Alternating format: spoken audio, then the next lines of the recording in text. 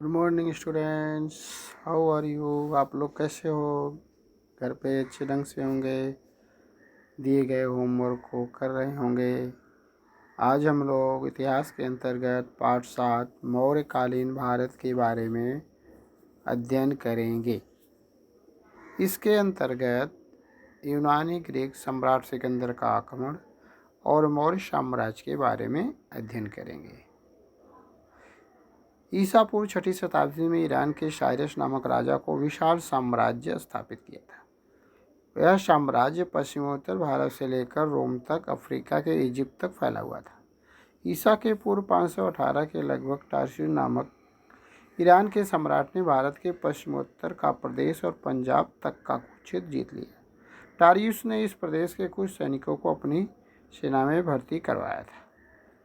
इस सैनिक की जानकारी ग्रीक इतिहासकार के साहित्य द्वारा प्राप्त होती है। सम्राट टारियुस के कार्यकाल में भारत और ईरान के बीच राजनैतिक संबंध स्थापित हुए। इससे व्यापार और कला के क्षेत्र में आदान प्रदान बढ़ा। सम्राट दारियुस ने अपने साम्राज्य में सर्वत्र दारिक नामक मुद्रा का प्रचलन किया। इससे व्यापार करना सुलभ हो गया। सम्राट दारियुस के कार्यकाल में राजधानी नगरी पर्सिपोलिस का निर्माण किया गया। पर्सिपोलिस ईरान में उसी समय 326 ईसा पूर्व पर सिकंदर ने भारत के पश्चिमोत्तर राज्यों पर आक्रमण कर दिया। घमासान युद्ध हुआ। इससे उनके सैनिकों को कष्ट भी हुआ, यहाँ तक कि वे अपने स्वदेश वापस जाने की उनकी इच्छा हो रही थी।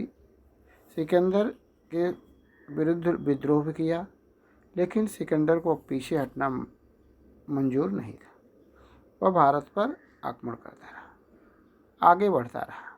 सिकंदर के आगमन से भारत और पश्चिम विश्व के बीच व्यापार बढ़ा। सिकंदर के साथ जो इतिहासकार थे, उन्होंने अपना साहित्य द्वारा पश्चिम विश्व को भारत से परिचित कराया। यूनानी मूर्ति कला का भारतीय कला शैली पर बहुत ही प्रभाव पड़ा। सिकंदर के साथ साथ उसका राजदूत मेगास्थनीज था, जो कि चंद्रगुप्त के दरबार में रह चुका था।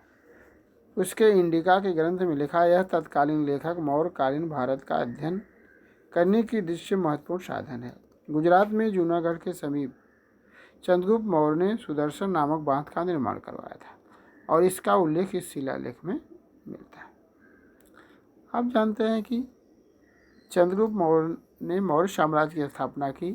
मगध के नंद राजा घनानंद के अत्याचारी अन्याय व्यवस्था से लोग त्रसे।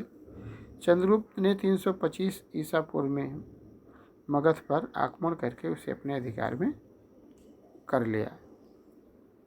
सिकंदर की मृत्यु के बाद बेबीलोन का राजा बन बैठा सेल्यूकस। उसने पश्चिमी भारत और पंजाब पर आक्रमण किया। चंद्रगुप्त मौर्य ने उसके आक्रमण पर सफलतापूर्वक सामना किया। सेल्यूकस निकेटर को पराजित करने से अफगानिस्तान के काबुल, कंधार, हेरात तक के साम्राज्य चंद्रगुप्त मौर्य ने जीत लिया।